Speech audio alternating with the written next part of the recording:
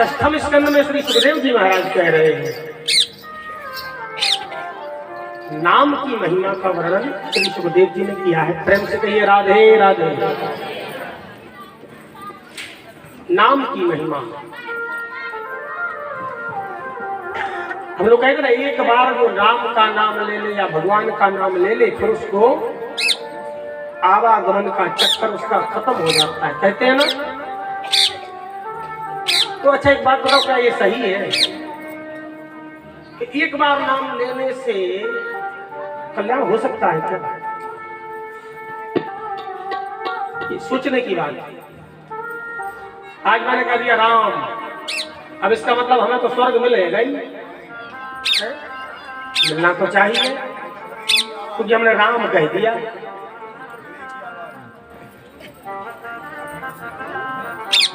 क्योंकि भाव को भाव अनकालत हूँ, नाम जपत मंगल दिशि दसो, चाहे भाव से लो चाहे कुभाव से लो, चाहे कैसे भी लो, भगवान का नाम अपना प्रभाव बताता है।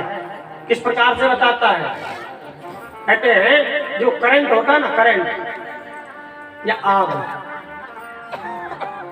आग को आप श्रद्धा से छुएंगे, करंट के तार को अगर आप श्रद्धा से छुएंगे तब भी करंट लगेगा, और क्रोध में छुएंगे तब भी करंट लगेगा।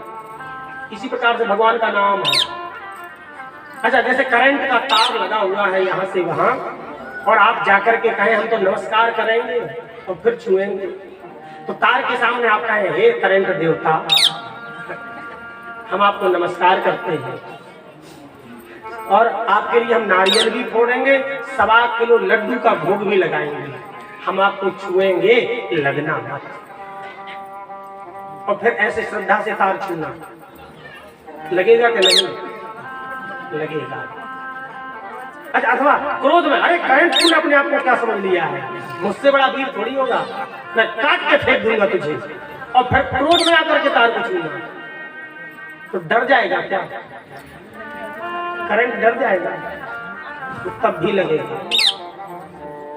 उसका काम है लगना, करंट का काम, आग का काम है। अगर तुम्हारा आग पर चाहे श्रद्धा से चाहे अश्रद्धा से चाहे क्रोध में अगर हाथ पड़ गया तो जलना निश्चित है। क्यों? क्योंकि वस्तु की जो शक्ति है वो श्रद्धा आदि की अपेक्षा नहीं रखती, हाँ, वो अपना कर्म करते हैं। तो भगवान का एक बार नाम लेने से कल्याण होता है, होता है और होता है, निश्चित है, निश्चित होता है। लेकिन शर्त है, लेकिन शर्त है,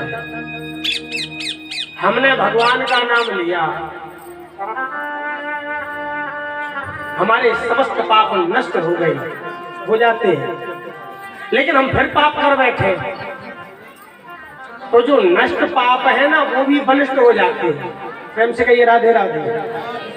आए तो है हम यहाँ कथा सुनने, बड़े प्रेम से कथा सुन रहे हो आप लोग। अच्छा, कथा सुनने भी श्रोता जितने हैं ना, सबका उद्देश्य एक ही थोड़ी ना होता है कि चल करके भगवान की कथा सुनेंगे। अलग अलग उद्देश्यों को लेकर के श्रोता भी आते हैं। हाँ, कोई सोचता है चलो चल करके भजन सुनेंगे, कोई सोचता है चलो चुटकुला सुनने को मिलेंगे, कोई सोचता है कि चलो कथा सुनेंगे, और कोई अलग ही टाइप का होता है, वो सोचता है चलो चलेंगे चप्पल बहुत सारी मिलेंगी वहाँ, तो कोई अच्छी सी सिलेक्ट करके ले आएंगे।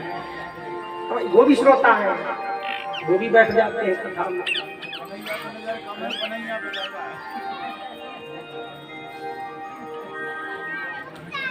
प्रेम से कहिए राधे राधे। तो श्रोता है, एक ही वैरायटी के नहीं होते, एक ही कैटेगरी, एक ही स्तर के नहीं होते, अलग अलग। तो यहाँ अब देखिए कथा सुनने आए हैं, तो कथा जब हम सुनेंगे तो स्वाभाविक है हमारे पाप नष्ट होंगे, चाहे हमने भाव से सुनी हो चाहे कुभाव से सुनी हो। लेकिन अब पाप तो नष्ट हो गए, लेकिन यहाँ से अच्छी सी चप्पल ढूंढ करके ले गए तो हमने एक और पाप कर दिया। तो जो हमारे पाप नष्ट हुए थे ना, वो उस पाप के प्रभाव से पुनः बलिष्ठ हो जाते हैं। इसीलिए कहा जाता है कि अंत में अगर भगवान का नाम निकल आया तो उसके बाद में फिर पाप बनना नहीं है, तो एक नाम कल्याण कर देता है। जन्म जन्म मुनि जतन कराही जन्म जन्म मुने जतन कराही जन्म जन्म मुनि जतन कराही जन्म जन्म मुनि जतन कराही अंत राम कही आवत नाही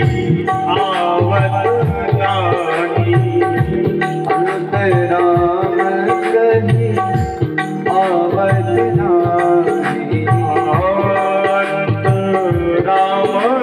नाही अंत राम कही आवत नाही अंत राम कहीं आवत नाही।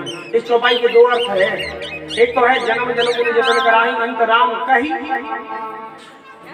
आवत नाही। जीवन भर भी जो भगवान का नाम लेता रहता है, अंत में वह भी राम का नाम नहीं कह पाता। अंत राम कहीं आवत नहीं। अंत में राम का नाम बड़ा कठिन लगता है, निकलता नहीं है। और दूसरा एक अर्थ है अंत राम कही आवत नाही, अंत राम कही और फिर आवत नाही। जिसने अंत में एक बार राम कह लिया फिर वो आवत नाही, फिर उसको आना जाने का उसका चक्र खत्म, नष्ट हो जाता है। तो कहा ऐसा कभी हुआ है कि किसी ने अंत में राम कहा हो और फिर वो तर गया हो? कहा हाँ हुआ है। एक ऐसा भक्त है भगवान का, यहाँ से सुखदेव जी अजामिल की कथा श्रवण कराते हैं। अजामिल कान्य कुब्जे दुजा कश्चित दासी पतिरजामिलः नाम्ना नष्ट सदाचारो दास्याः संसर्ग दूषिता। बड़े ध्यान से सुनिएगा, बड़ा प्यारा प्रसंग है। एक ब्राह्मण है, कान्य कुब्ज ब्राह्मण, नाम है अजामिल। खूब भजन पूजन पाठ संध्या वंदन आदि सब कुछ करते हैं, सब कुछ करते हैं। एक बार संविधा लेने के लिए जंगल में गए, वन में गए। वहां पर उन्होंने एक दृश्य देख लिया। और दृश्य क्या देखा? एक स्त्री और पुरुष दोनों एकांत में हैं। ये दृश्य दिखाई देगा। उसकी बुद्धि बिगड़ गई, बुद्धि वहीं से बिगड़ गई। काम क्रोध ये दो विकार जो है, ध्यान दीजिएगा, ये दो विकार हमारे शरीर में प्रवेश करने के केवल दो ही द्वार हैं। केवल दो द्वार हैं जहां से काम और क्रोध हमारे अंदर प्रवेश कर सकते हैं। एक आंख और दूसरा कान। बस अगर आंख से हमें कुछ कुत्सित दृश्य दिखाई दे जाए, महाराज हमारा मन बिगड़ सकता है।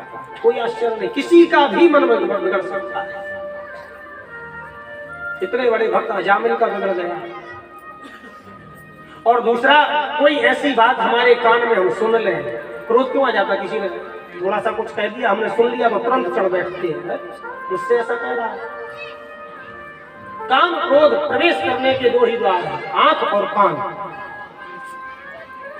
आज अजामिल ने आज ऐसा दृश्य देख लिया कि एक शूद्र वैश्या के साथ में रमण कर रहा है। उस वैश्या को अपने घर में ले आया, जो पतिव्रता पत्नी थी, उसको बाहर कर दिया, उसको बाहर निकाल दिया।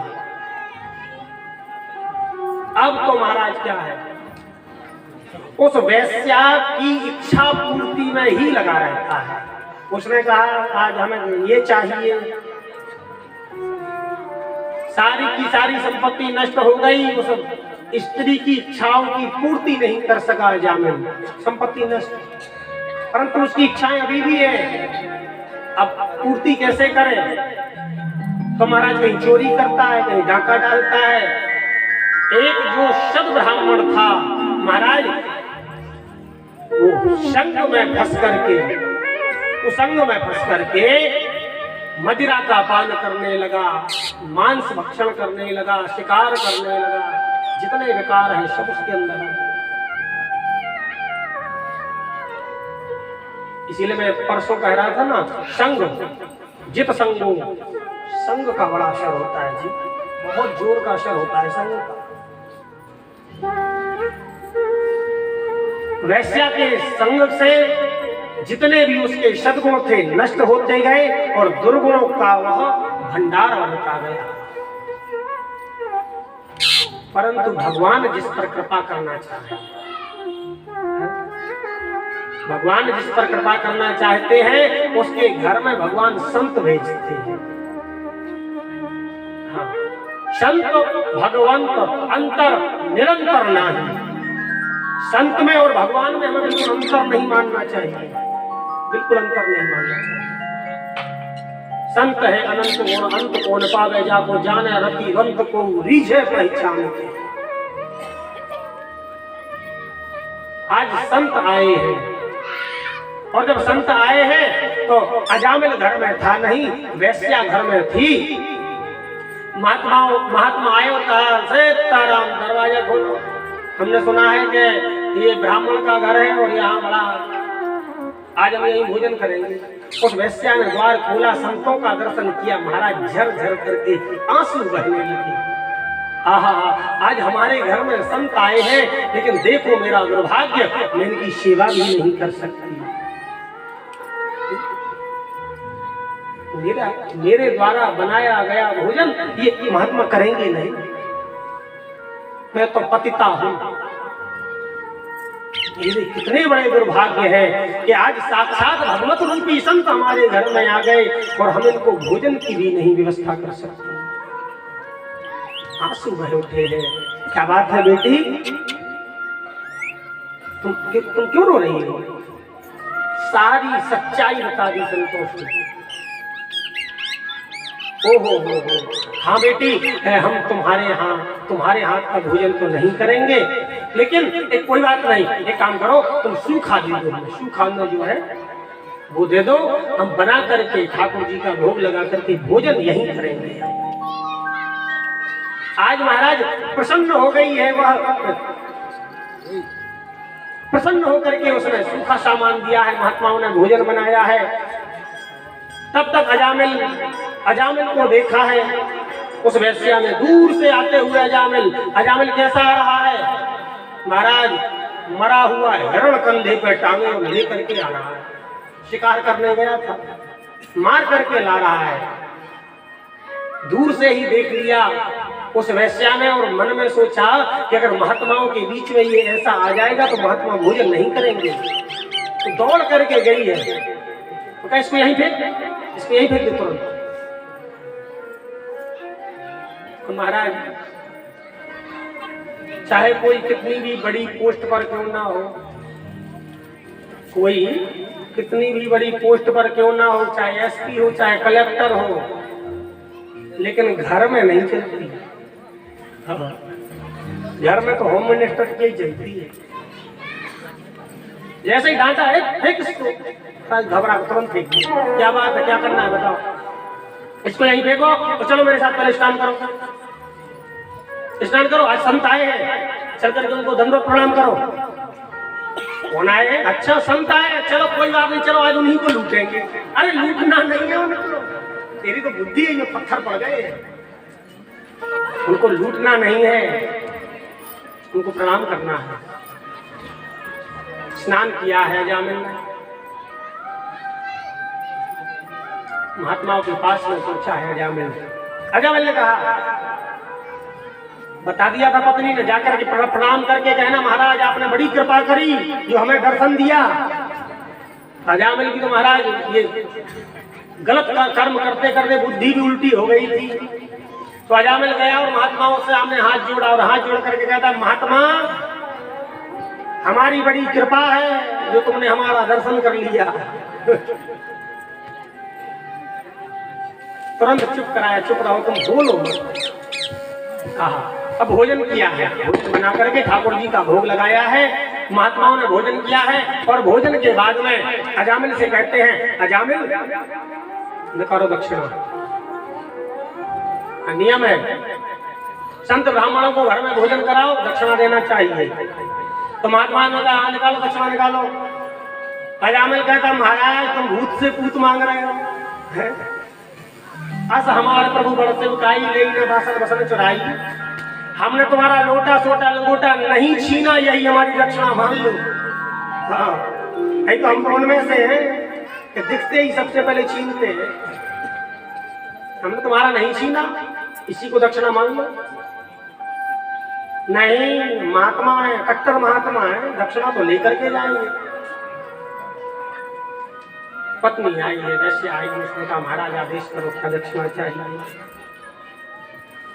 हमें दक्षिणा में कुछ नहीं चाहिए, हम जानते हैं त्रिकालज्ञ है महात्मा, हम जानते हैं तुम अभी गर्भिणी हो, तुम्हारे उदर में एक बालक है। हाँ महाराज है। और कितने बालक है तुम्हारे? तुम्हारे 9 बालक पहले से हैं। उनके नाम क्या है?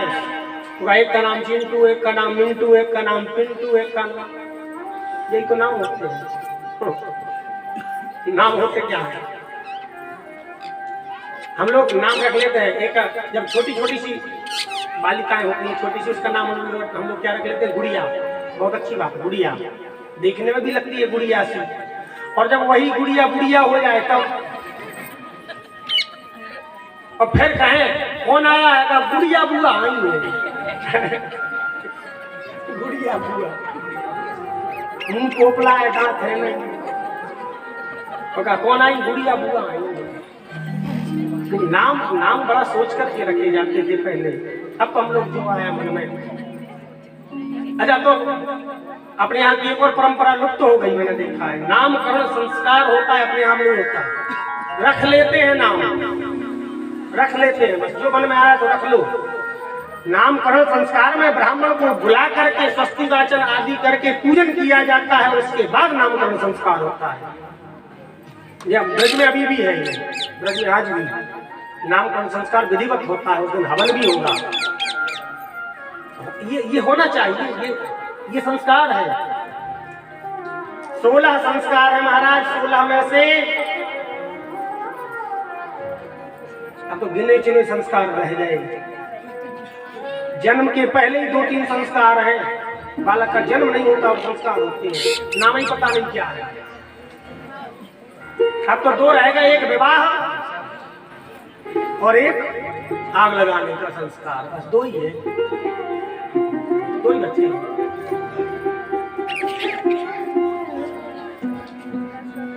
तो महात्माओं ने कहा जो तुम्हारे यहाँ बालक हो उसका नाम नारायण रख देना, बस यही हमारी दक्षिणा है। और जामिल कहता हाँ चलो ये है तो कोई बात नहीं, दे देंगे तुम्हें दक्षिणा, जाओ नारायण नाम रख देंगे। अब महाराज महात्मा लोग युक्ति बताते हैं, संत जन युक्ति बताते हैं। महात्मा तो वहां से चले गए। अब सबसे छोटा बालक हुआ, नाम रखा नारायण। और बालक बहुत छोटा था, छोटे बच्चे से प्रेम विशेष होता है माता पिता को। तो अजामिल जब भी, अरे बेटा नारायण, नारायण कहाँ है? नारायण को बुलाओ। नारायण भोजन किया, नारायण ऐसा किया वैसा किया, 100-200 बार दिन में नाम वैसा ही ले ले। ऐसा ही इसका भजन चलने लगा, नारायण नारायण नारायण। महाराज भजन होने लगा इसका। परंतु एक बार की बात है, अजामिल वृद्ध हो गया, बूढ़ा हो गया, और अब मान लो कि अजामिल की अंतिम श्वासें चल रही हैं। और जब कहते हैं अंतिम जब समय होता है ना, तो मरने वाले व्यक्ति को यम के दूत दिखाई देने लगते हैं। यम के दूत दिखाई देने लगते हैं। जैसे ही यमदूत, अजामिल ने यमदूतों को देखा है, कांप गया अजामिल और अपने बेटे को बुलाया है नारायण को। दूरे क्रीडन का शकड़म पुत्रं नारायणाह्वयं प्लावितेन स्वरेणोच्चाये राजुहाव कुलेन्द्रियः। आज बड़ी जोर से नाम लिया है, अरे बेटा नारायण मुझे बचाओ मुझे बचाओ। ये यम के दूत हमें पकड़ करके ले जा रहे हैं। बेटा नारायण को बचाने नहीं आया, परंतु भगवान के पार्षद वहां पर प्रकट हो गए और महाराज यम के दूतों में 2 हाथ मारे तो यम के दूत दूर गिरे। अब अजामिल सब कुछ देख रहा है, अजामिल सब कुछ देख रहा है। अजामिल देख रहा है, मैंने अपने पुत्र को बुलाया था, पुत्र नहीं आया, ये चमकीले चमकीले पीले वस्त्र पहन करके 4 हाथ डाल लिए। भगवान के पार्षद आ गए। वहां पर भगवान के पार्षदों का और यमदूतों का बड़ा बृहद संवाद है, बड़ा संवाद है।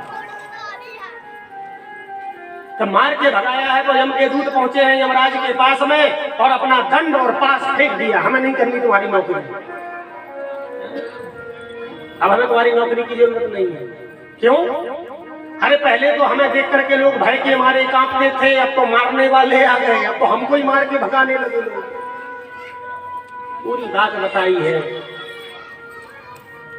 अजामिल ने एक बार नारायण क्या कह दिया, महाराज भगवान के पार्षद वहां आ गए। जैसे ही नारायण शब्द पार्षदों ने यम के दूतों ने कहा, तुरंत यमराज कहते चुप, इस नाम को यहां जोर से मत बोलना, ये नरक है।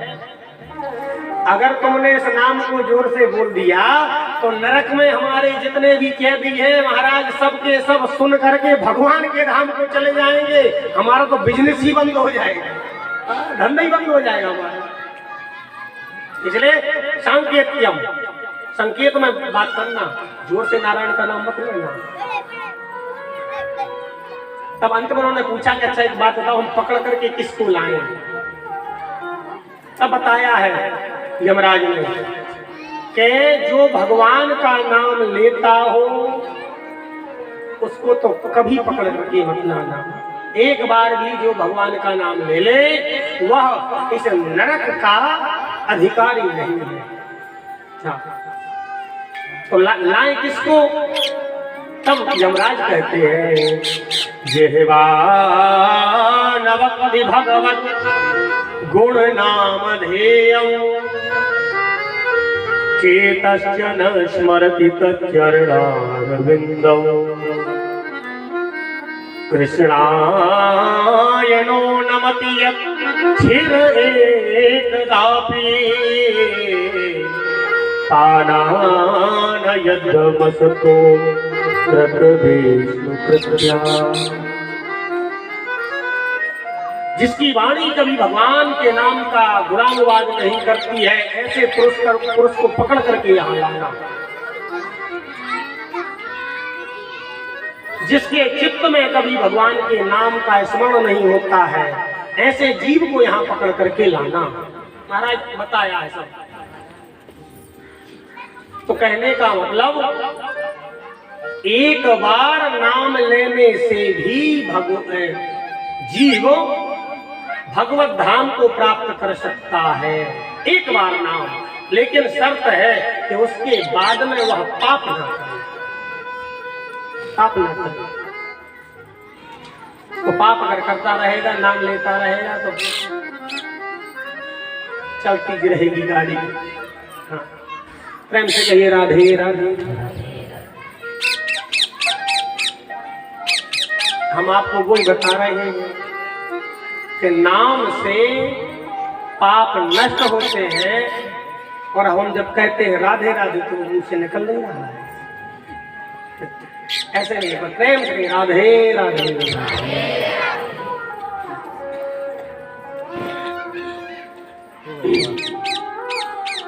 एक बार नाम लिया अजामिल ने और वह भगवत धाम को प्राप्त हुआ है।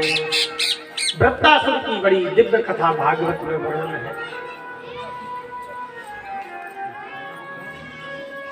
वृत्रासुर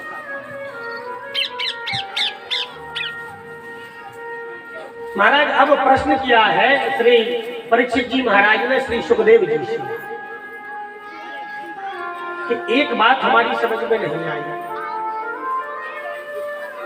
जब वृत्रासुर के वध की बात कही है सुखदेव जी ने कि वृत्रासुर को भी इंद्र के द्वारा भगवान ने मरवाया है, तब परीक्षित जी ने एक प्रश्न किया है कि हमें एक बात समझ में नहीं आती। और क्या समझ में नहीं आ रहा है? भगवान समदर्शी है कि नहीं है? भगवान की दृष्टि में सभी एक समान है कि नहीं है? बताइए आप। भगवान की दृष्टि में सभी एक समान है कि नहीं? सभी बराबर है कि नहीं? तो परीक्षित ने कहा अगर भगवान की दृष्टि में सभी समान है तो अगर भगवान दैत्यों को मारते हैं और देवताओं का उद्धार करते हैं, ऐसा क्यों? दैत्यों को भगवान क्यों मारते हैं?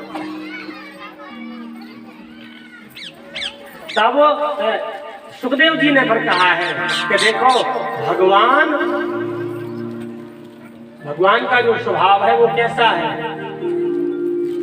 ये यथा माम प्रपद्यन्ते तांस तथैव भजाम्यहम्। जो व्यक्ति मेरा जिस भाव से भजन करेगा मैं उसको उसी भाव से स्वीकार करता हूँ।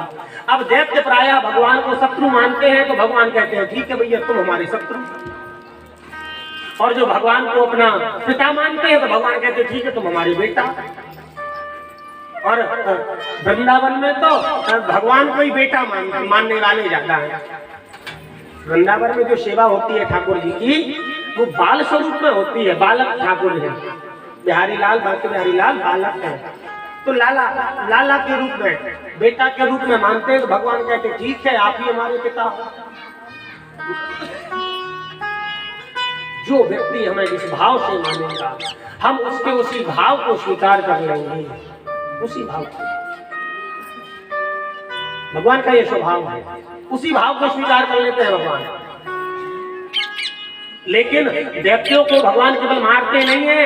अरे एक भगवान का एक बहुत बड़ा भक्त हुआ है दैत्य, क्या नाम है? तो उसका नाम था प्रहलाद। क्या नाम था? प्रहलाद। आइए अब हम लोग प्रहलाद जी के चरित्र में प्रवेश करें। सुखदेव जी कहते हैं गोप्यः कामात् भयात् कंसो द्वेषाच्च त्यागयो नृपा संबन्धात् वृष्णयः स्नेहात् यूयं भक्त्या वयं विभो यूयं भक्त्या वयं विभो।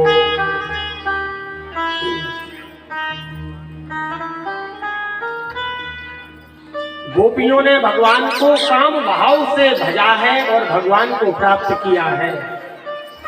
राधे राधे। कंस ने भी भगवान का भजन किया है, कंस ने भी भगवान का भजन किया है। किस भाव से? भय के कारण, भयात् कंसो, डर के कारण कृष्ण का ही चिंतन होता रहता है, वो भी भजन है। हाँ, भयात् कंसो। शिशुपाल ने भगवान से द्वेष किया है और भगवान को प्राप्त किया है। द्वेष करके द्वेषाच्चव्यादयो नृपा संबंधात् कृष्णयः। यादवों ने भगवान को क्या माना? अरे ये हमारा लाला है, कोई कह रहा है ये हमारा भाई है, कोई कह रहा है ये हमारा चाचा है, कोई ताऊ है। एक संबंध बनाया है यदुवंशियों ने, तो उन्होंने संबंध बना करके भगवान को प्राप्त किया। संबंधात् कृष्णयः स्नेहात्, स्नेह से प्राप्त हुआ है। कुल मिला करके कहने का भाव, भगवान से जैसा हम भाव रखेंगे भगवान उस भाव को स्वीकार करेंगे। भगवान उस भाव को स्वीकार करते हैं, ये भगवान का स्वभाव है। पूछा है कि कैसे प्रहलाद जी को भगवान ने अपनाया है, तो सुखदेव जी कहते हैं एक हिरण्यकश्यपु नाम का दैत्य है जिसका भाई हिरण्याक्ष, जिसको भगवान पहले मार चुके हैं। हिरण्यकश्यपु ने मन में विचार किया कि रुक जाओ, इसने हमारे भाई को मारा है, मैं उसका बदला लूंगा। बदला लेने के उद्देश्य से वन में गया है और भगवान की तपस्या की है, भगवान की तपस्या की है। भगवान की तपस्या की है हिरण्यकश्यप ने। आइए थोड़ा सा एक छोटा सा कीर्तन कर ले, इसके बाद कथा में प्रवेश करेंगे। भज गोविंद गोविंद गोपाला, भज गोविंद गोविंद गोपाला, भज गोविंद गोविंद गोपाला, गोविंद गोविंद गोपाला, भज गोविंद गोविंद गोपाला, गोविंद मेरो मुरली मनोहर लाला, मेरो मुरली मनोहर लाला, मेरो मुरली मनोहर लाला, मेरो मुरली बजाते हुए लाला, हरि गोविंद गोविंद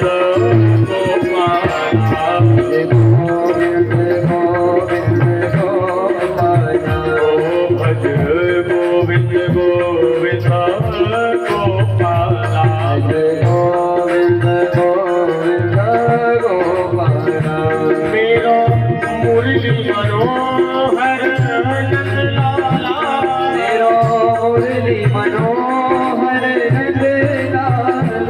मेरो मुरली मनोहर नंदलाला, मेरो मुरली मनोहर नंदलाला, मेरो मुरली मनोहर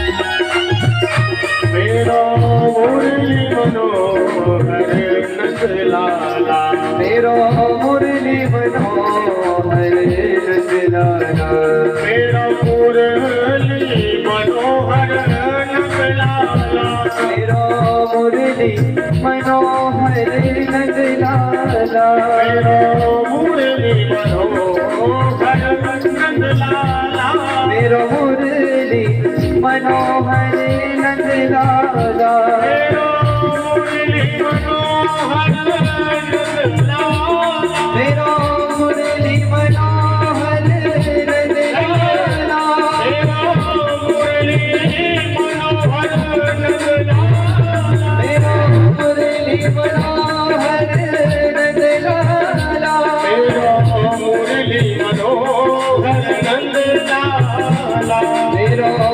मेरो मुरली मनोहर नंदलाला, मेरो मुरली मनोहर नंदलाला, मेरो मुरली मनोहर नंदलाला, भज गोविंद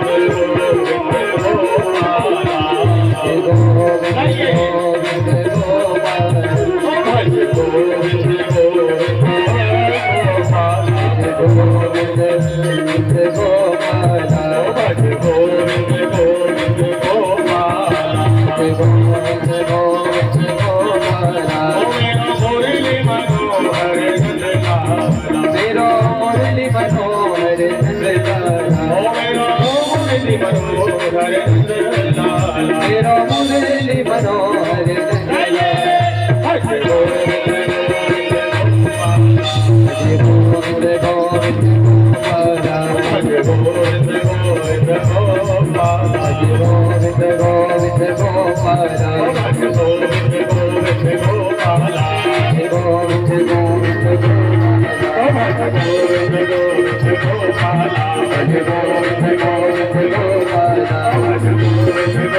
गोपाला गोविंद गोपाला भज गोविंद गोविंद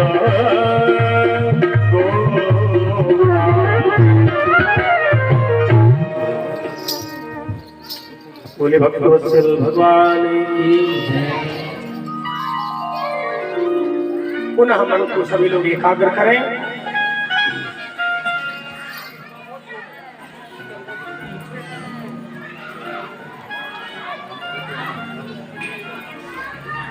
हिरण्याक्ष का जब वध हो गया तो हिरण्यकश्यपु ने तपस्या की है, ब्रह्मा जी की तपस्या की है,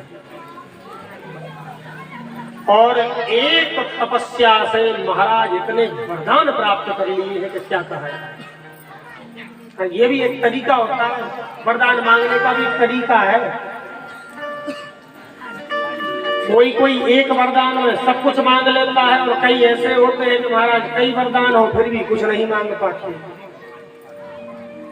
हिरण्यकश्यपु ने एक वरदान में बहुत कुछ मांग लिया, और कई लोग ऐसे होते हैं कि महाराज वरदान बहुत होते हैं मांग कुछ नहीं पाते। एक बार एक बुढ़िया थी, प्रेम से कहिए राधे राधे। एक बूढ़ी मैया थी, उसके पास आंखें नहीं थी, अंधी थी भैया, वो बहुत गरीब थी। एक लड़का तो था लेकिन पोता नहीं था, नाती नहीं था उसने भगवान शंकर की तपस्या की। भगवान शंकर प्रसन्न हो गए, वरदान मांगो भैया क्या चाहिए। बाबा मुझे एक वरदान ना चाहिए, 3-4 वरदान चाहिए। ना 3-4 नहीं, एक मांगो। तुमने इतनी तपस्या की है कि एक वरदान दे सकता हूँ, 3-4 नहीं। तो बुढ़िया ने सोचा क्या मांगू, अपनी आंखें मांगू कि धन संपत्ति मांगू कि पोता मांगू। 3 वरदान है, 3 में से एक मांगना है, क्या मांगू, और जरूरी तीनों है। तब वो मैया कहती है बाबा हम वरदान तो मांग रहे हैं लेकिन सुनना थोड़ा सा लंबा है, वरदान एक ही है। तो कहा हाँ मांगो क्या वरदान चाहिए। तो मैया कहती है बाबा हे शंकर भगवान हमें ऐसा वरदान दो कि मैं अपनी इन आंखों से, ध्यान दीजिएगा, मैं अपनी इन आंखों से अपने घर की 8वीं मंजिल पर बैठकर, अपना घर, अपने घर की 8वीं मंजिल पर बैठकर अपने पोता को दूध भात खाते हुए देखूं। अब क्या क्या बता रहे, मैं अपनी आंखों से, मतलब आंखें देनी पड़ेंगी तब तो देख पाऊंगा।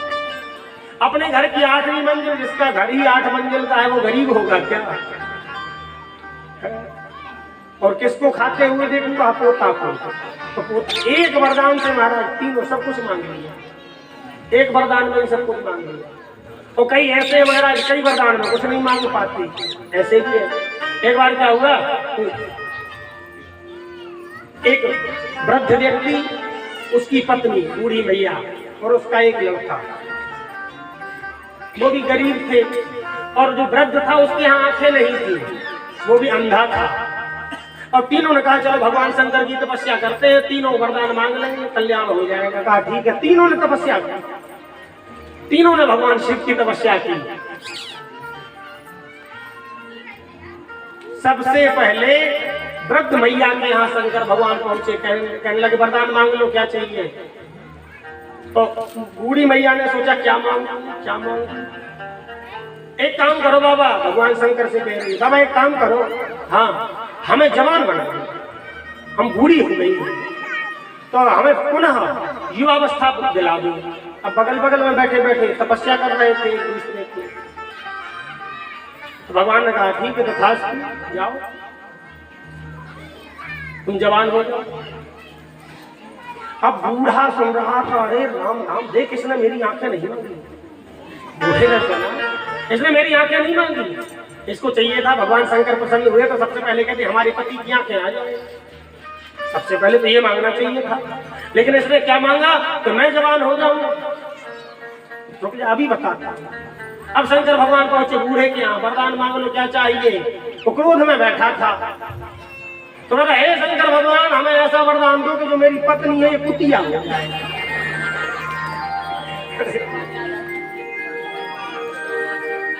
भगवान शंकर कहते ठीक है तथास्तु। महाराज क्रोध में था। अब पुत्र के यहाँ पहुंचे, पुत्र से कहा वरदान मांगो बेटा क्या चाहिए। सब पुत्र तो सब कुछ देख रहा था, क्या मांगो इनसे। कहता है प्रभु आप कृपा करके ऐसा करो मेरी माँ जैसी थी वैसी हो जाए। तो फिर से कहा ठीक है तथास्तु। फिर जो की हो गई। 3 लोगों ने 3 वरदान मांगे और मांग कुछ नहीं पाई। ज्यों कहते हो ज्यों कहते हो। आज यहाँ हिरण्यकश्यप ने वरदान मांगे हैं। हिरण्यकश्यप ना मैं ऊपर मरू, ना नीचे मरू, ना आकाश में मरू, ना पाताल में मरू, ना घर में मरू, ना बाहर मरू, ना नर से मरू, ना पशु से मरू, ना अस्त्र शस्त्र से मरूं, 12 महीने में किसी महीने में ना मरूं, और ब्रह्मा जी तुम्हारे द्वारा बनाई गई सृष्टि में मैं किसी से ना मरूं। ब्रह्मा जी खुद कहते अरे बाप रे जी मांग क्या रहा है। ब्रह्मा जी कहते हैं ठीक है तथास्तु। कोई ब्रह्मा जी के पास पहुंचा और ब्रह्मा जी से पूछा थोड़ा सा इन बाल को कुछ शांत कर लो। ब्रह्मा जी से पूछा कि तुमने वरदान तो दे दिए वो मरेगा कैसे। तो कहा इसकी टेंशन हम काहे को लें, जिसको मारना है तो वो सोचे मरेगा कैसे। हमसे तो वरदान मांगे सो मैंने दे दिए। परंतु ब्रह्मा जी कहते हैं ताते में दुर्लभ पुंसाम यान वृणी से वरान मम। बेटा हिरण्यकश्यपु यद्यपि तुमने जो वरदान मांगे हैं वो बड़े दुर्लभ है, लेकिन तुमने तपस्या भी बड़ी कठोर की है, इसलिए जाओ हम तुम्हें सारे के सारे वरदान देते हैं। अब महाराज हिरण्यकश्यपु आया है अपने यहाँ और आकर के सबसे पहले उसने क्या किया। सबसे पहले उसने कहा ये जितने भी महात्माओं के आश्रम है इनमें आग लगाओ। सबसे पहले इनको ये जो ब्राह्मण जो यज्ञशाला में बैठे बैठे स्वाहा स्वाहा कर रहे हैं तो इन ब्राह्मणों को ही पकड़ के स्वाहा कर दो। सबसे पहले क्यों धर्म को बढ़ावा देने वाले 2 लोग हैं ब्राह्मण और महात्मा। अगर ये नष्ट हो जाए तो धर्म खत्म हो जाएगा। तो सबसे पहले इन्हीं पर उठाघात करो। महाराज चारों ओर त्राही त्राही। परंतु भगवान की लीला भी बड़ी विचित्र है। प्रेम से कहिए राधे राधे।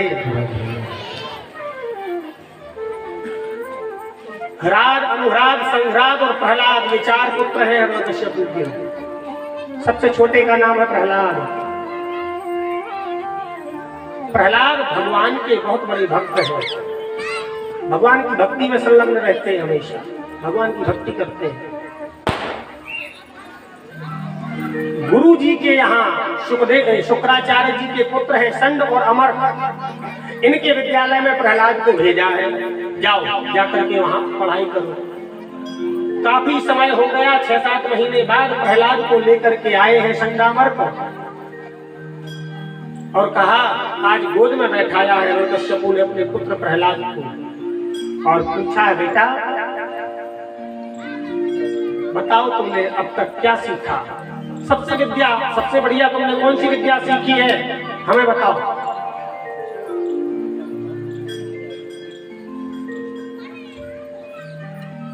तब कहने लगे हैं प्रहलाद जी पिताजी मैंने सबसे बढ़िया विद्या सीखी जो मैं तुम्हें सुना रहा हूँ, ध्यान से सुनो। हाँ बोलो बेटा क्या सीखा है। तत्साधु मन्ये सुरवर्य देहिनाम सदा समुद्विग्न धियाम सद्ग्रह हित्वात्मपातं ग्रहमन्धकूपं वनं गतो यद्धरिमाश्रयेत्। पिताजी मैंने सबसे बढ़िया विद्या सीखी है। क्या सीखा है? मैंने ये सीखा है कि जब चौथी अवस्था आ जाए जीव की तब उसको वनम गतो वन में जाकर के एकमात्र हरि का आश्रय ले लेना चाहिए। ये मैंने सीखा। और पिताजी ये जो अंध परंपरा चली आ रही है इसका परित्याग कर दो। ये जो हम कुसंग में पड़ जाते हैं और कुसंग के कारण से हम हरि से द्रोह कर लेते हैं। हम देखते हैं तो हमने मान लिया है कि भगवान से द्रोह करना ही हमारा धर्म है। ये अंध परंपरा का परित्याग कर दो। अंध परंपरा मतलब जानते हो ना। एक बार क्या हुआ, अंधों की लाइन जा रही थी, जितने थे सब अंधे। अब चले जा रहे हैं अपनी मस्ती में, एक लाइन में सब अंधे। एक आगे बहुत बड़ा गड्ढा खुला था, कुआं मानना, गहरा कुआं। किसी के हाथ में डंडा नहीं, किसी के हाथ में छड़ी नहीं। चले जा रहे हैं। जो सबसे आगे अंधा जा रहा था वो जाकर के कुआं में गिरा, धम। आवाज आई तो पीछे वाला जो अंधा था उसने कहा, क्यों भैया क्या बात है, कोई खतरा है क्या? ये आवाज कैसी आई? तो पहले वाला जो अंधा जो गिर गया था गड्ढे में, उसने सोचा पता नहीं हम कहाँ हैं, जंगल में है कि कहाँ है, एकांत में है, यहाँ लोग भी होंगे कि नहीं। तो उसने सोचा अगर मैंने कह दिया हाँ आगे गड्ढा है, आगे मत आना, तो ये लौट जाएंगे, हम अकेले पड़े रहेंगे, हमें ये भी नहीं पता हम कहाँ पड़े। तो वो कहता हाँ हाँ हाँ चले आओ, कोई बात नहीं, तुम मस्ती से आओ, बढ़िया है सब, कोई दिक्कत नहीं है, आ जाओ। तो दूसरा अंधा महाराज फिर से गिरा, धम। अब तीसरा फिर सचेत हो गया, उसने कहा क्यों भाई ये आवाज कैसी आ रही है? तो दूसरे वाले ने सोचा जब पहले वाले ने हमें नहीं समझाया तो हम इसको क्यों बताएं, हम भी तो गिर गए। तो उसने तीसरे वाले को नहीं बताया। इसी प्रकार से क्रमशः करते करते जितने अंधे थे सब गड्ढे में गिर गए। क्यों गिर गए गड्ढे में? क्योंकि एक ने दूसरे को समझाया। पिताजी आप भी हरि से द्रोह करते हैं, आप हरि से द्रोह करते हैं। यह जो परंपरा चली आ रही है इस परंपरा का परित्याग कर दो और भगवान से द्वेष नहीं, भगवान से प्रेम करो। भगवान से द्वेष नहीं, भगवान से प्रेम करो। हिरण्यकश्यप ने कहा बेटा ठीक है कोई बात नहीं, एक बात है तुम जाओ। हिरण्यकश्यप ने प्रहलाद को तो वहां से भगा दिया, लेकिन गुरुपुत्रों को बुलाया, है इधर आओ, यही पढ़ाते हैं हमारे बेटे को। हमने तो सोचा था अभी हम जब पूछेंगे तुमने क्या सीखा तो हमें बताएगा कि दूसरे के धन को कैसे लूटना चाहिए, तब हम प्रसन्न होते। लेकिन ये क्या बता रहा है, हरि आश्रय, हरि का आश्रय बकवास से कौन सिखाता है?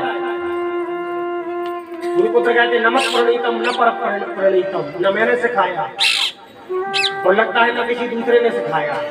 तब कहां से सीखा? ये लगता है जब पेट में सीख करके आया।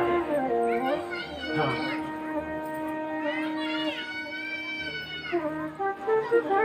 महाराज फिर से गए हैं, गुरुपुत्र लेकर के गए हैं और कुछ दिनों और पढ़ाया है, पुनः लेकर के जब आए हैं, पुनः जब लेकर के आए हैं तो आज फिर से गोद में बैठाया है और पूछा है बेटा तुमने अब क्या पढ़ा है हमें बताओ, कोई अच्छी बात हमें बताओ। तो प्रहलाद जी कहते हैं पिताजी अब मैंने 9 अच्छी बातें सीख ली। हाँ हाँ हाँ 9 बातें सीख ली, अब तो हमारे काम की सुनाएगा। बताओ जरा कौन सी 9 बातें तुमने सीखी हैं? हिरण्यकश्यप तो सोच रहा था कि चोरी डकैती ये सब बताएगा कि हमने ये सीख लिया, परंतु प्रहलाद जी महाराज क्या सुना रहे हैं? प्रहलाद जी कहते हैं हमने 9 बातें सीखी हैं। कौन सी? श्रवणं कीर्तनं विष्णु, स्मरणं पादसेवनं, अर्चनं बंधनं दास्यं, सत्यमात्मनिवेदनम्। नवधा भक्ति का वर्णन प्रहलाद जी कर रहे हैं। भगवान की भक्ति 9 प्रकार की होती है पिताजी। श्रवणम, भगवान की कथा श्रवण करो। कीर्तनम, कीर्तन करो। स्मरणम, एकांत में जाकर के उनका स्मरण करो। पाद सेवनम, ठाकुर जी की पूजा करना, पाद सेवनम। अर्चनम, अर्चन आदि वंदन करना। वंदनम, प्रणाम करना। वंदनम। दास्यम, भाव आया है नाथ आप स्वामी हैं, मैं आपका शिव हूं। ये भाव आ जाए। सत्यम अपना मित्र मान लेना और आत्मनिवेदनम, आत्मनिवेदनम अपने आप को भगवान को समर्पित कर देना। हे नाथ, मैं आपकी भोज्य वस्तु हूं, आप मेरा उपभोग करें। अन्नो हम अन्नादत्वम, मैं आपका अन्न हूं और आप हमें ग्रहण करने वाले हैं। मैं आपकी भोग्य वस्तु हूं, आप हमारा उपभोग करें जिस प्रकार से चाहें, आप सर्वसमर्थ हैं। यह है आत्मनिवेदन। अब महाराज जैसे ही सुना है तो धक्का दे करके किया है दूर, और गुरुओं को बुलाया है, जोर की डांट लगाई है। ये सिखाते हो तुम लोगों को बिल्कुल शर्म नहीं आती? तुम हमारे वंश में विकृति फैलाना चाहते हो।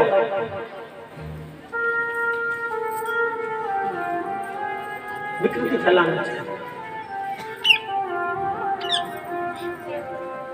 महाराज गुरुपुत्रों ने फिर कहा है कि महाराज इसमें हमारा कोई अपराध नहीं है, एक बार और हमें मौका दे दो, अब सुधार करके ही लाऊंगा। कहा ठीक है, एक बार और ले जाओ। अब लेकर के गए हैं, और अब जब लेकर के गए हैं तो बहुत दिनों तक पढ़ाया है गुरुजी ने। एक बार प्रहलाद जी को मौका मिल गया, गुरुजी चले गए थे मार्केट, तब तक यहाँ आज सभी मित्रों को इकट्ठा किया है प्रहलाद जी ने। और प्रहलाद जी ने कहा है भैया यार चलो आज हम लोग एक खेल खेलते हैं। कहा कौन सा खेल खेलोगे? कहा आज हम लोग कीर्तन करते हैं। अरे बाप रे, कीर्तन करेंगे तुम्हारे पिताजी आएंगे, गर्दन उड़ा देंगे, पता भी नहीं चलेगा। हमें नहीं करना, नहीं करेंगे। प्रहलाद जी ने कहा है तुम चिंता मत करो, मैं गारंटी लेता हूं तुम्हारा कोई कुछ नहीं बिगाड़ेगा, आओ हमारे साथ में कीर्तन करो। प्रहलाद जी के साथ में सभी मित्र कीर्तन करने लगे हैं। श्रीमन्नारायण नारायण हरि हरि, श्रीमन्नारायण नारायण हरे, श्रीमन्नारायण नारायण हरि हरि, नारायण नारायण हरे हरे, लक्ष्मी नारायण नारायण हरि हरि, लक्ष्मी नारायण नारायण हरे हरे, लक्ष्मी नारायण नारायण हरि हरि, लक्ष्मी नारायण नारायण हरे हरे, श्रीमन्नारायण नारायण हरि हरि, श्रीमन्नारायण नारायण हरे हरे, ओम नमो नारायणाय, ओम नमो नारायण, ओम नमो नारायणाय,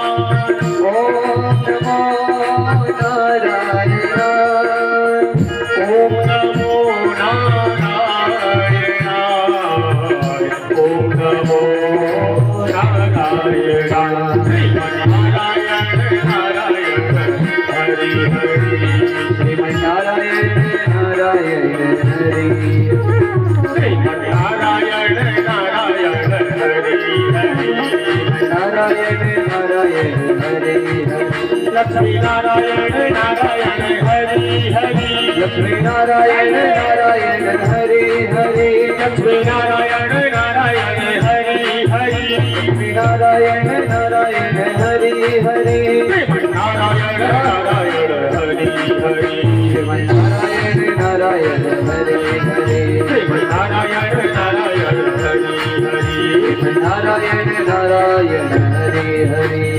इस प्रकार से महाराज कीर्तन की आवाज आज हिरण्यकश्यप के कान में पहुंची है। सेवक को बुलाया, राव ये मेरे राज्य में ये नारायण का कीर्तन कौन कर रहा है? कौन है जो नारायण का कीर्तन मेरे राज्य में कर रहा है? जाओ इसको तुरंत बंद करा के आओ। महाराज सेवक दौड़ा गया विद्यालय, और विद्यालय में उसने क्या देखा कि ये प्रहलाद ही सबको बिगाड़ने वाला है। क्या किया जाए? प्रहलाद को पकड़ करके ले चलो। और महाराज जैसे ही वह सेवक गया है, प्रहलाद के हाथ को पकड़ा है, आज प्रहलाद का जो भक्ति रूपी करंट है वो सेवक में भी लग गया महाराज। तो वो भी साथ में नाचते हुए कीर्तन करने लगा। श्रीमन्नारायण नारायण हरि हरि, श्रीमन्नारायण नारायण हरे हरे, लक्ष्मी नारायण नारायण हरि हरि, लक्ष्मी नारायण नारायण हरे हरे, लक्ष्मी नारायण नारायण हरि हरि, नारायण नारायण हरे हरे, नारायण नारायण हरि हरि, नारायण नारायण हरे हरे, नारायण नारायण हरि हरि, नारायण नारायण हरे हरे। इसी प्रकार से महाराज जब बहुत देर हो गई, हिरण्यकश्यप ने कहा मैंने एक सेवक को भेजा था, अभी तक कीर्तन बंद नहीं हुआ, प्रधानमंत्री को भेजा है, जाओ जाकर के कीर्तन बंद करा के आओ। महाराज दौड़ा दौड़ा प्रधानमंत्री पहुंचा है विद्यालय में। सबको बिगाड़ने वाला कौन? ये प्रहलाद। प्रहलाद को पकड़ करके ले चलो। तो महाराज जैसे ही प्रहलाद का हाथ आज प्रधानमंत्री ने भी पकड़ा है, तो उसको भी महाराज जोर का ऐसा झटका लगा के वो भी कहता है घुंघरा मारते हुए, क्या लक्ष्मी नारायण नारायण हरि हरि, लक्ष्मी नारायण नारायण हरे हरे, लक्ष्मी नारायण नारायण हरि हरि, लक्ष्मी नारायण नारायण हरे हरे, लक्ष्मी नारायण नारायण हरि हरि, लक्ष्मी नारायण नारायण हरे हरे, राम नारायण नारायण हरि हरि, राम नारायण नारायण हरे हरे, राम नारायण नारायण हरि हरि, राम नारायण नारायण हरे हरे। इतनी देर में संगा मर्द गुरु जी आ गए। तो गुरु जी ने देखा ये विद्यालय कोई मंदिर बना लिया है। सबको बिगाड़ने वाला कौन? प्रहलाद। तो दोनों गुरु जी आए, एक ने ये कान पकड़ा, एक ने ये कान पकड़ा प्रहलाद जी का। महाराज कान पकड़ करके जैसे ही मर उड़ा है, तो वहां कान की चाबी भरी गई और यहाँ गुरु जी की खुद चाबी भर गई। हाँ। वो भी महाराज दोनों हाथ उठा करके गाने लगे, लक्ष्मी नारायण नारायण हरि हरि, लक्ष्मी नारायण नारायण हरे हरे, लक्ष्मी नारायण नारायण हरि हरि, लक्ष्मी नारायण नारायण हरे हरे, नारायण नारायण हरि हरि, नारायण नारायण हरे हरे, नारायण नारायण हरि हरि, नारायण नारायण हरे हरे, नारायण नारायण हरि हरि, नारायण नारायण हरे हरे। ओम नमो नारायण, ओम नमो नारायण, ओम नमो नारायण, ओम नमो नारायण, श्रीमन्नारायण नारायण हरे हरे, नारायण नारायण हरे हरे, नारायण नारायण। इस प्रकार से महाराज कीर्तन चल रहा था। बहुत देर हो गई, जब हिरण्यकश्यप ने सोचा कि अब तक बंद नहीं हुआ, महाराज बिना मरे स्वर्ग नहीं मिलता, लगता है खुद को ही जाना पड़ेगा बंद कराने के लिए। अब महाराज पहुंचा हिरण्यकश्यप खुद, और हिरण्यकश्यप देख रहा है सभी लोग नाच रहे हैं, मंत्री नाच रहे हैं, सेवक नाच रहे हैं, प्रधानमंत्री गुरु जी भी साथ में डांस कर रहे हैं। महाराज ये तो है कीर्तन में डांस चल रहा है यहाँ तो। एक बात जरूर कहूंगा, जो गलती मंत्रियों ने और गुरुजी ने की, अगर काश आज वही गलती हिरण्यकश्यप कर देता और प्रहलाद का स्पर्श कर लेता, तो निश्चित है आज वह भी भक्ति में नाचने लगता, परंतु उसने छुआ नहीं। दूर से ही खड़े होकर के कहता है बंद करो ये कीर्तन कीर्तन। महाराज सन्नाटा छा गया चारों। अब जब हिरण्यकश्यप चिल्लाया, अब जो मित्र थे प्रहलाद जी के, वो इशारे से कह रहे लोग आ गए, अभी तो बड़ी गारंटी ले रहे थे, अब कौन संभालेगा। महाराज अब हिरण्यकश्यप ने पकड़ा है प्रहलाद को और घसीटते हुए ले गया, घसीटते हुए। तेरा अत्याचार हमने बहुत सुन लिया, बहुत सहन कर लिया, महाराज हाथी के पैर के नीचे दबवाने की कोशिश की है, परंतु कोई फायदा नहीं। हाथी भी नतमस्तक हो गया, पहाड़ से गिराया है, परंतु जागो राखे साइया मार सके ना कोई, बाल न बांका कर सके जो जग बैरी हो।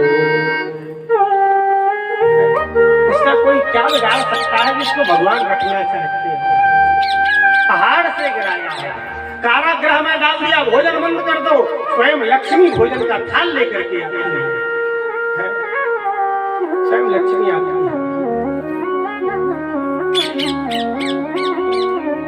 होलिका आ गई, अरे भैया बड़ा परेशान है, क्या बात? अरे हम तुम्हारे भतीजे से परेशान है, ये मरा ही नहीं मर रहा है। अच्छा मैं हूं ना, तो बड़ी सी चिता बनाई है, गोद में बैठाया है, कहा लगा दो, वरदान है ब्रह्मा का,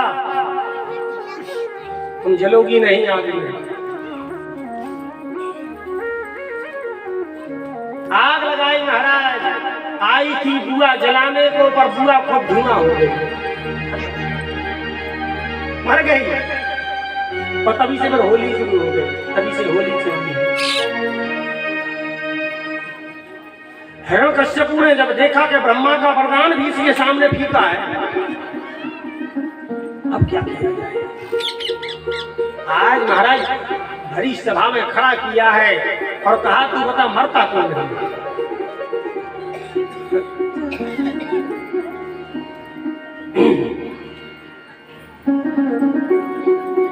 बता तुझे किसका बल है जिसके बल पर तू इतना अकड़ा फिरता है, किसका बल है?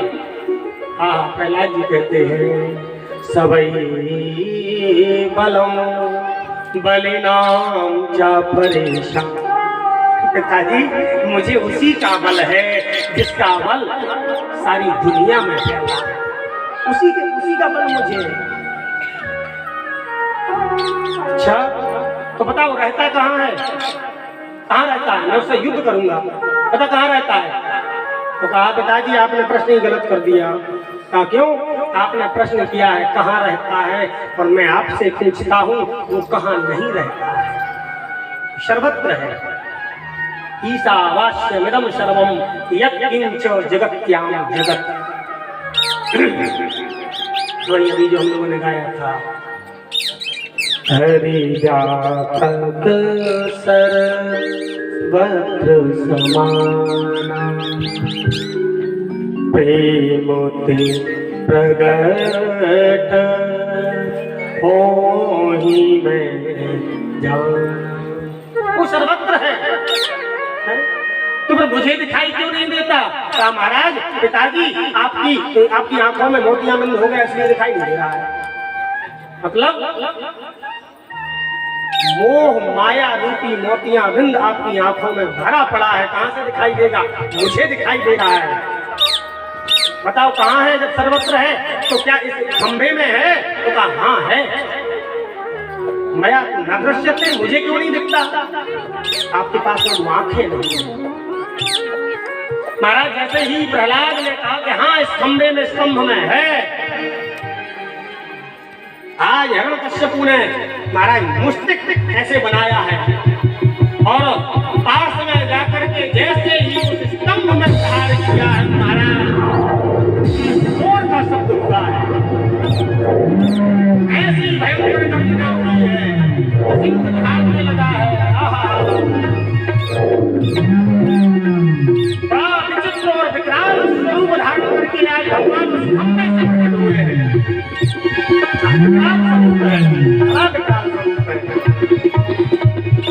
एक क्षण को तो हिरण्यकश्यपु ने देखा, अरे बाप रे ये है क्या? ये है कौन सी चीज? हम इसको क्या कहें कि ये क्या है? घबरा गया और कहता है हमारा कोई कुछ नहीं निकाल देगा। क्यों? ब्रह्मा के वरदान मेरी रक्षा करें। महाराज हिरण्यकश्यपु का से युद्ध हुआ है, भयानक और भयंकर युद्ध हुआ है। नरसिंह भगवान का हिरण्यकश्यप का भयंकर युद्ध हुआ। देवता आकाश मंडल में खड़े होकर के देख रहे हैं, अरे महाराज रात होने वाली है, ये और ज्यादा बलशाली हो जाएगा, देखते हैं, जल्दी इसका वध करो, इसका उद्धार करो, इसे मारो। सायंकाल का समय आया है, युद्ध करते करते भगवान ने आज अपनी गोद में लिटा लिया, आज गोद में लिटा लिया और गोद में लिटा करके गए और देहली पर बैठ गए। अब भगवान से कह रहा है, हिरण्यकश्यप तुम मुझे मार थोड़ी ना पाओगे, ऐसे थोड़ी ना मैं मरने वाला हूँ। क्यों नहीं मार सकता भैया बता? का ब्रह्मा के वरदान है। बोल क्या वरदान है ब्रह्मा का? अब तुम हमें नहीं मार पाओगे। क्यों नहीं मार पाऊंगा? मैंने वरदान मांगा, ना ऊपर मरूं ना नीचे मरूं। कहा एक मूर्ख मेरी गोद में बैठा है, ना तुम नीचे है ना ऊपर है, अधर में लटका है, बीच में लटका है, तब भी नहीं मार पाओगे। क्यों नहीं मार सकता? मैंने वरदान मांगा, ना अंदर मरूं ना बाहर मरूं, बीच देहली पर बैठा है। बता तू अंदर है कि बाहर है? वह कहीं नहीं है। और बोल, और क्या वरदान है? तब भी नहीं मार पाओगे। और वरदान है? क्या वरदान है? मैंने वरदान मांगा, ना अस्त्र से मरूं ना शस्त्र से मरूं। भगवान कहते नाखून देख रहे हो, सिंह के लाया हूं साथ में, ना ये अस्त्र है ना शस्त्र है, इन्हीं से तेरा पेट फाड़ूंगा। चलो और बोल। अब भी नहीं मार पाओगे। क्यों नहीं मार पाओगे? मैंने वरदान मांगा है, ना मैं पशु से मरूं ना नर से मरूं ना सिंह से मरूं। अरे देखता जा रहा है, फिर भी ऐसी बात करता है। बता मैं नर हूं कि सिंह हूं? बता तुम नर भी नहीं हो और सिंह भी नहीं हो, और तुम नर भी हो और सिंह भी हो। तो ठीक है, वरदान पूरा हुआ? कहाँ हुआ? लेकिन तब भी नहीं मार पाओगे। अब क्या कसर रह गई बता? तो अभी ये कसर रह गई, हमने वरदान मांगा 12 महीनों में मैं किसी महीने में ना मरूं। भगवान कहते हैं बेटा इसीलिए स्पेशली 13वां महीना तेरे लिए बनाया है, मलमास, अधिक मास, पुरुषोत्तम मास। अब हिरण्यकश्यप सोच रहा है भैया ये तो सबरे वरदान पूरे कर दिए, लेकिन तब भी नहीं मार पाओगे। अब क्यों नहीं मार पाऊंगा? मैंने वरदान मांगा है कि ब्रह्मा के द्वारा बनाई गई सृष्टि में किसी से ना मरूं। भगवान कहता है धैर्य धारण कर भैया, देख मेरी बात सुन। तू क्या समझता है ब्रह्मा मुझे बनाता है? मैं एक दिन में लाखों ब्रह्मा बना के फेंक देता हूँ। ब्रह्मा मुझे नहीं बनाता, मैं ब्रह्मा को बनाने वाला हूँ। इस प्रकार से नरसिंह भगवान ने आज ब्रह्मा के समस्त वरदानों को पूरा किया है। जितने भी वरदान मांगे थे सबको पूरा किया है, और अंत में महाराज पेट को फाड़ दिया है। बोल भक्तवत्सल भगवान की जय। आज हिरण्यकश्यप पर भगवान ने कृपा की है। भगवान का क्रोध अभी भी शांत नहीं हो रहा है। इतना क्रोध आया है भगवान को, इसने हमारे परम प्रिय भक्त को कष्ट दिया है। महाराज इंद्र आदि देवता आकर के प्रार्थना कर रहे हैं, जोर से गर्जना किए भाग गए देवता, भाग गए। ब्रह्मा डर के कारण रुक नहीं पा रहे उनके सामने। सभी देवताओं ने विचार किया भैया अगर ऐसा क्रोध बना रहा तो प्रलय हो जाएगा, इनका क्रोध शांत करो। कैसे शांत होगा? अच्छे अच्छे क्रोधी शांत हो जाते हैं कब? जब श्रीमती सामने आ जाए तब। लक्ष्मी को लेकर के आओ। तो सभी देवता लक्ष्मी मैया के यहाँ गए और कहा लक्ष्मी मैया को चलो, आप जल्दी चलो, देर मत करो। क्यों? वो जो आपके वो है ना बड़े क्रोध में है, आप ही शांत कर सकती हो। हाँ, क्योंकि रिमोट का वो कंट्रोल आपके ही हाथ में है। प्रेम से कहिए राधे राधे। चलो चल करके वहीं रिमोट का बटन दबा दो। लक्ष्मी जी कहती ठीक है, लेकिन मुझे विश्वास नहीं हो रहा है हमारे पति को और क्रोध, क्योंकि वो कैसे है? शांताकारं भुजगशयनं, वो तो शांत है, हमेशा शांत रहने वाले हैं, और उनको क्रोध। लक्ष्मी मैया गई है, बड़ी सी थाल में आरती सजाई है। महाराज आरती करेंगे, चरणों से आरती घुमाना प्रारंभ किया है। नरसिंह भगवान उल्टे खड़े थे, पीठ दिए, यहाँ से पीछे से लक्ष्मी मैया आरती कर रही है। आरती करते करते करते महाराज धीरे धीरे धीरे शरीर के ऊपर तक बढ़ती जा रही थी, आरती घुमाती जा रही थी। और जैसे ही मुख की आरती करने को तैयार हुई है लक्ष्मी मैया, नरसिंह भगवान पलटे हैं और जोर की गर्जना की। तो लक्ष्मी मैया भी वहीं खाली पटकी, अरे बाप रे ये कौन से शेर के सामने खड़ा कर दिया। कह रहे तुम्हारे पति है, ये शेर के सामने देवता भी क्या करते हैं। भाग गई मैया, शंकिता। लक्ष्मी जी को भी शंका हो गई कि हमारे पति नहीं हो सकते। अब देवताओं ने कहा भैया अब इनका क्रोध कैसे शांत किया जाए। तब ब्रह्मा जी कहते हैं इनका क्रोध शांत होगा, ये जिसके लिए आए हैं वही क्रोध शांत कर सकता है। प्रहलाद जी गए हैं और चरणों में लेटे, बस कुछ नहीं कहा, कुछ भी नहीं कहा। जैसे ही चरणों में लेटे प्रहलाद को देखा, महाराज खड़ा कर दिया। अरे बेटा, आज प्रहलाद को गोद में बैठाया है भगवान। आज नरसिंह भगवान ने गोद में बैठा है।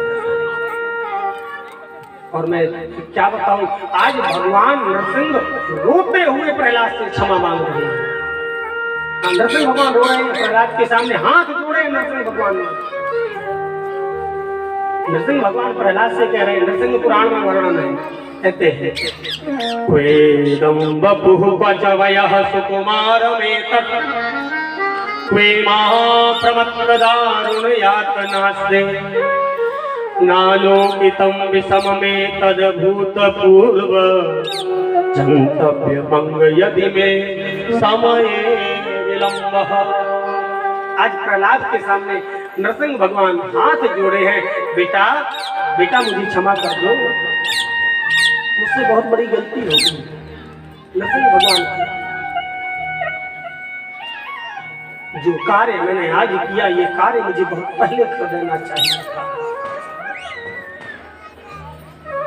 तू मेरा भजन, मेरा नाम लिया करता था, उसके कारण से तूने कितने कष्ट भोगे हैं। पहाड़ से पटका हाथी के नीचे दबवाया, आग में जलवाया, तूने कितने कष्ट भोगे। जो कार्य मैंने आज किया, ये कार्य मुझे बहुत पहले कर देना चाहिए था बेटा, इसलिए मुझे क्षमा कर दो।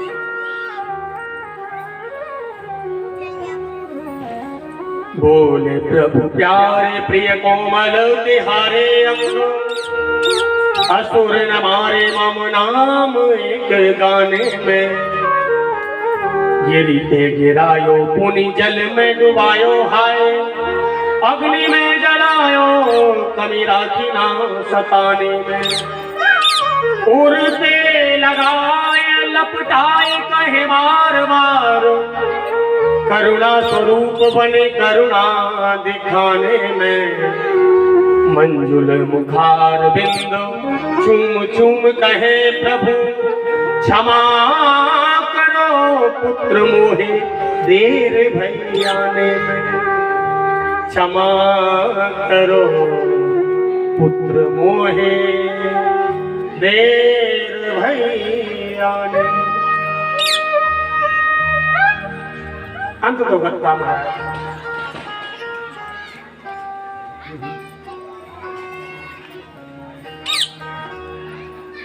भगवान ने कृपा की है। प्रहलाद जी महाराज राजगद्दी पर आसीन हुए। मनवंतरों की कथा कहते हुए श्री सुखदेव जी कहते हैं, एक मनवंतर में गज और ग्राह का युद्ध हुआ था। गज और ग्राह का, गजग्राह का युद्ध आप लोगों ने कथा सुनी है ना। गजग्राह के युद्ध की कथा सुनी है। गजग्राह के युद्ध की कथा नहीं, भागवत सुनी है कि नहीं सुनी है।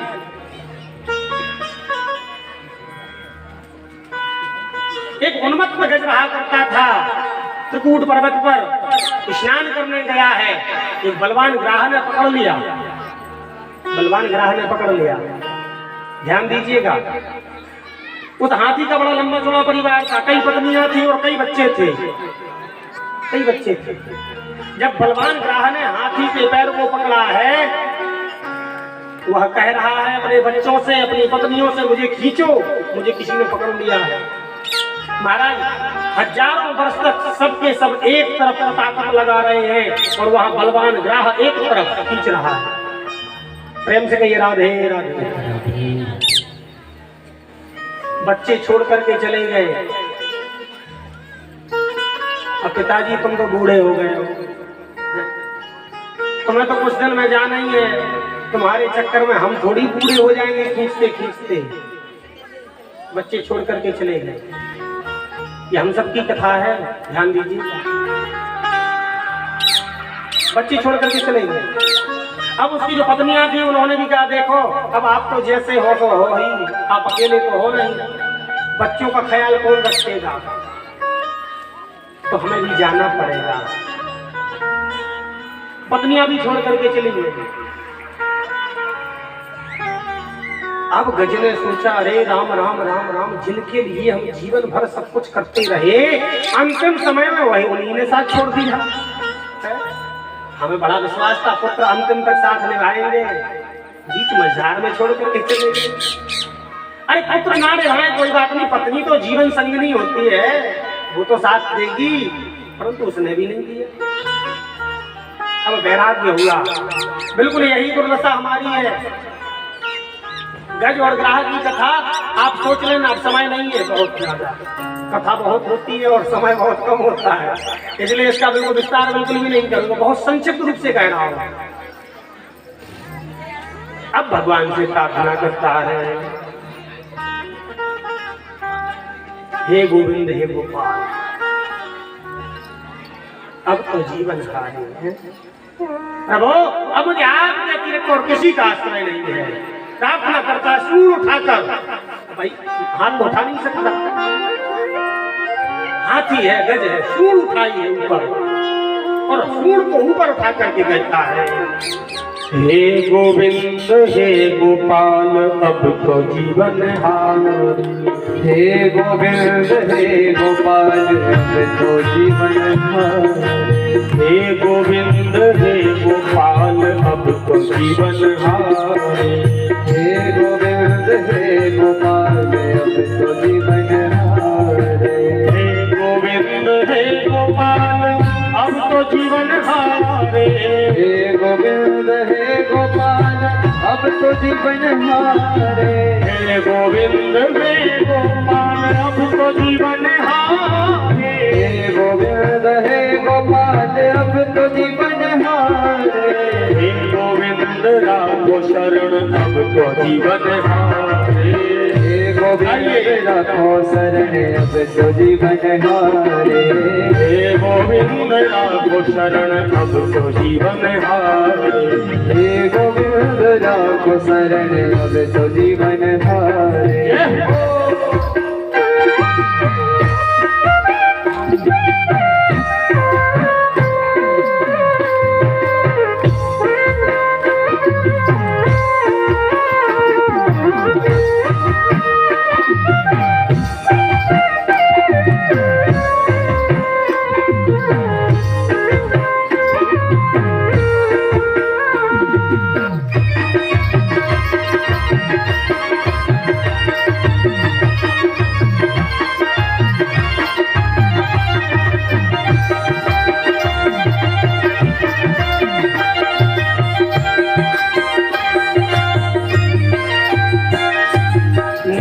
पीवन हे तू गयो सिंधु के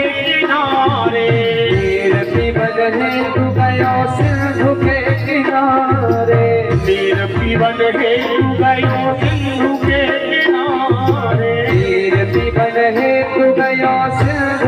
किनारे, सिंधु बीच बसत ग्राह चरण में पछारे, सिंधु बीच बसत ग्राह चरण में पछारे, हे गोविंद हे गोपाल अब तो जीवन हारे, हे गोविंद हे गोपाल अब तो जीवन हारे, चार पहर युद्ध भयो ले गयो मझधारे, चार पहर युद्ध भयो ले गयो मझधारे, चार पहर युद्ध भयो ले गयो मझधारे, चार पहर युद्ध भयो ले गयो मझधारे, नाग कान डूबन लागे कृष्ण कृष्ण को पुकारे।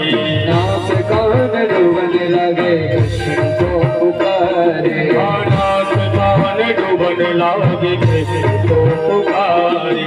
नाथ कान डूबन लगे कृष्ण को पुकारे।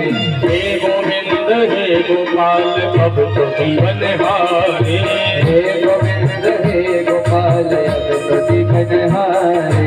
हे गोविंद राखो शरण अब तो जीवन हारे। हे गोविंद रखो शरण अब तो जीवन हारे। हे गोविंद राखो अब तो जीवन हारे। हे गोविंद राखो शरण अब तो जीवन हारे। हे गोविंद हे गोपाल अब तो जीवन हारे। गोविंद हे गोपाल अब तो जीवन हारे। हे गोविंद हे गोपाल अब तो जीवन हारे।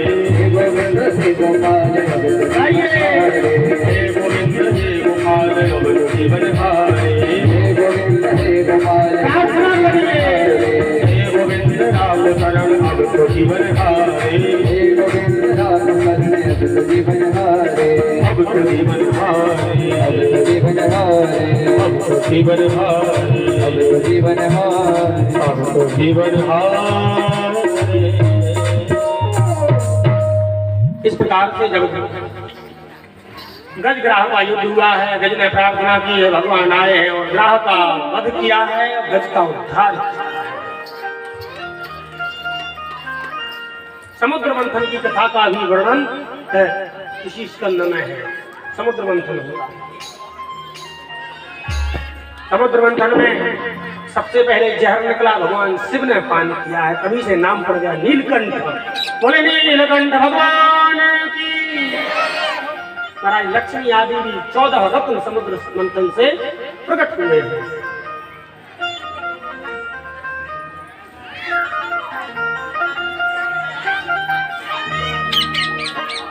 राजा बलि,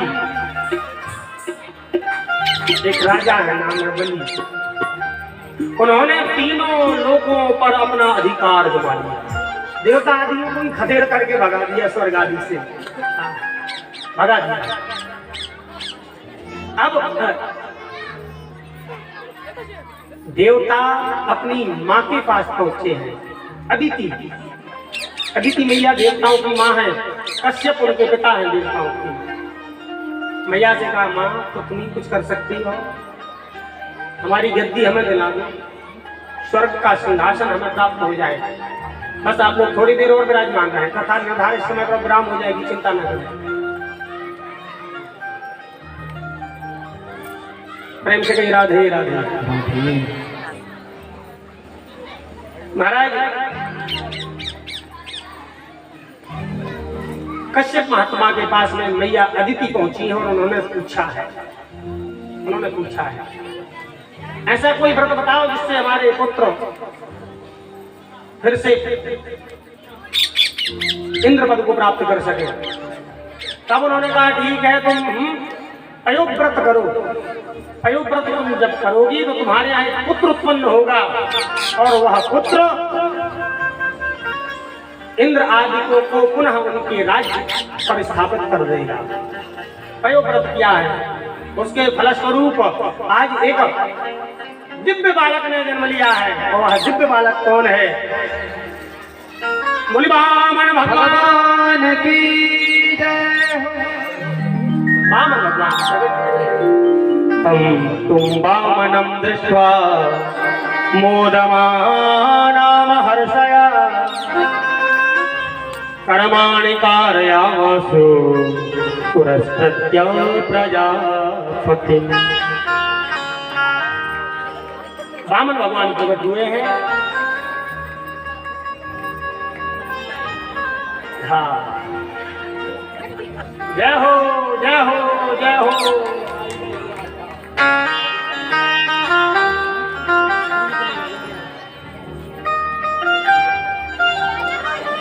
बोल वामन भगवान की जय।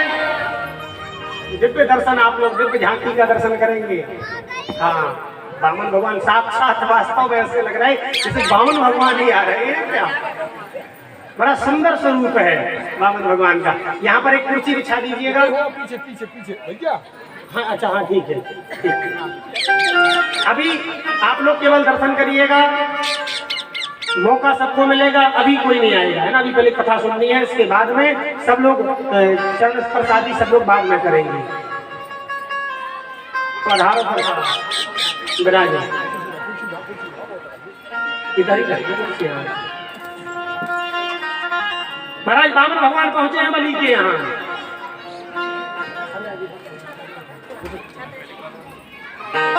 वामन भगवान पहुंचे हैं बलि के यहाँ। आप लोग दर्शन करते रहिएगा, लेकिन कथा जरूर सुनिएगा, है ना। दर्शन भले करते रहो, लेकिन कथा जरूर सुनना। वामन भगवान पहुंचे हैं बलि के यहाँ, और बलि ने आज वामन भगवान के स्वरूप को देखा है, बिल्कुल मुग्ध हो गया। वाह, इतना सुंदर बालक, इतना सुंदर बालक।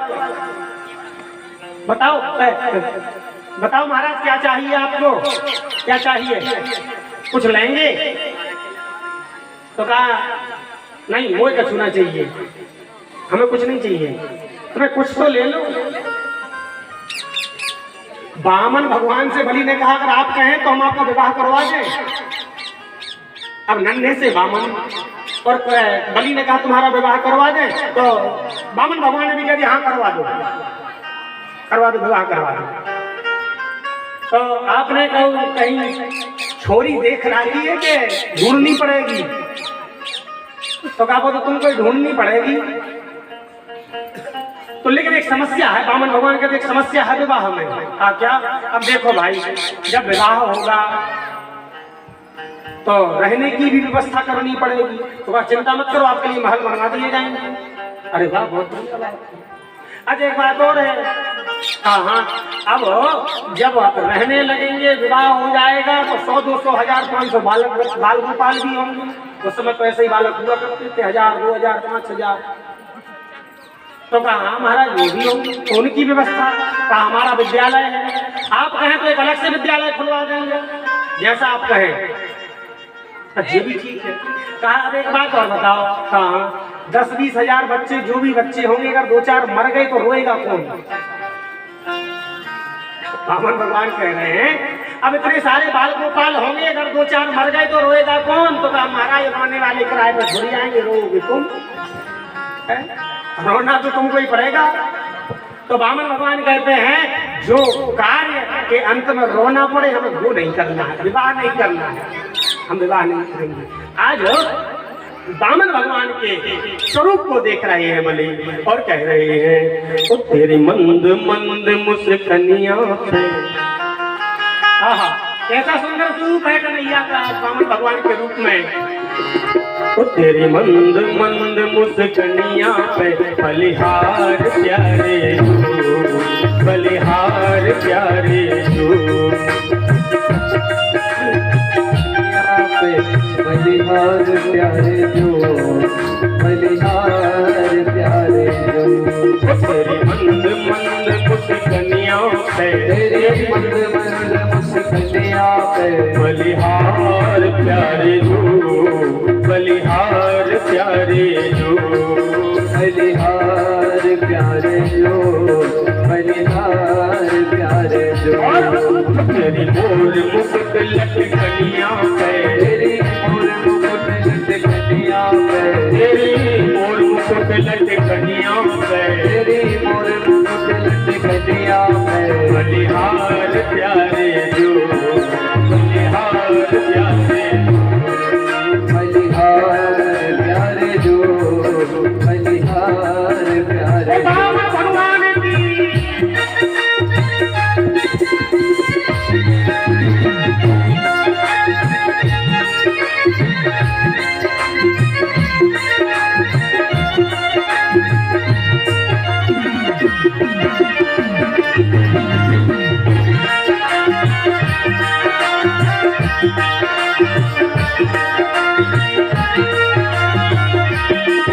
मेरे बाल बड़े घुघरावे लगते हैं प्यारे प्यारे, मेरे बाल बड़े घुंघरारे लगते हैं प्यारे प्यारे।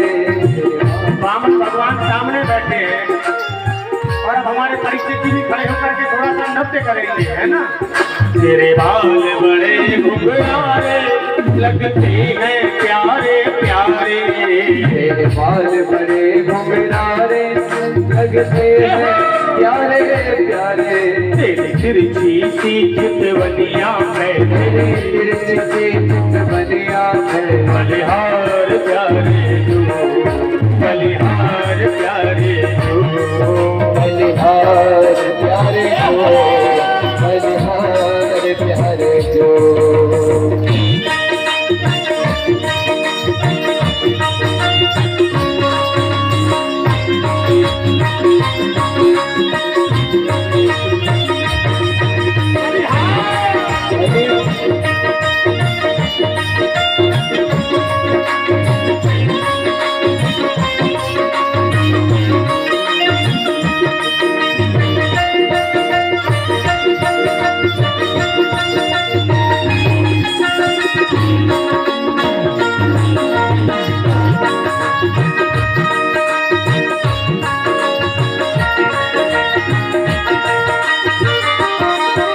आप लोगों में आगे वाले चाहे पीछे वाले कोई भी जिनको भी नाचना आता हो वो प्रेम से खड़े होकर के नृत्य कर सकते हैं, कोई बंदिश नहीं है ना। चाहे पीछे वाले हो चाहे आगे वाले हो, बड़े प्रेम से भगवान के सामने। तेरे नैन बड़े मतवारे लगते हैं प्यारे प्यारे, नैन बड़े मतवारे लगते हैं प्यारे प्यारे, तेरे नैन बड़े मतवारे लगते हैं प्यारे प्यारे, तेरे नैन बड़े मतवारे लगते हैं प्यारे प्यारे, तेरे मोर मुकुट लटकनिया पे, तेरी मोर मुकुट लटकनिया पे, तेरी मोर मुकुट लटकनिया पे, तेरी मोर मुकुट लटकनिया पे, बलिहार प्यारे जो, बलिहार प्यारे जो, बलिहार प्यारे जो, बलिहार प्यारे। अभी देखिए देखिए, अभी जिसको नाचना हो वो खड़ा होगा, ठाकुर जी के पास में कोई नहीं आएगा, सबको मौका मिलेगा 5 मिनट बाद। अभी जिसको नाचना हो वो नाच सकता है, अभी चरण स्पर्श करने कोई ना आए, तो 5 मिनट बाद आएंगे सब लोग। बलिहार प्यारे जो, बलिहार प्यारे जो, बलिहार प्यारे जो, बलिहार प्यारे जो।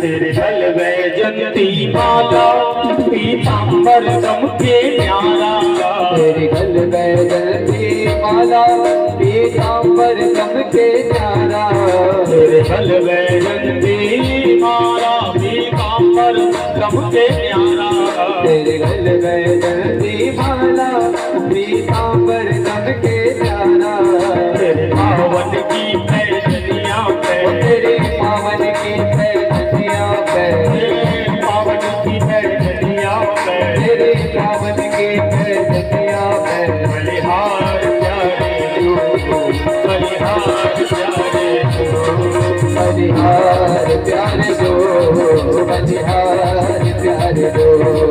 तेरे मन से मन मुझ कनिया पे, तेरे मन से कुछ कनिया पे, तेरे मन मुझ कनिया पे, तेरे मन से कुछ कनिया पे, बलिहार प्यारे जो, बलिहार प्यारे बलिहार प्यारे जो, बलिहार प्यारे जो, बलिहार प्यारे जो, बलिहार प्यारे जो, बलिहार प्यारे जो, बलिहार प्यार जो बलिहार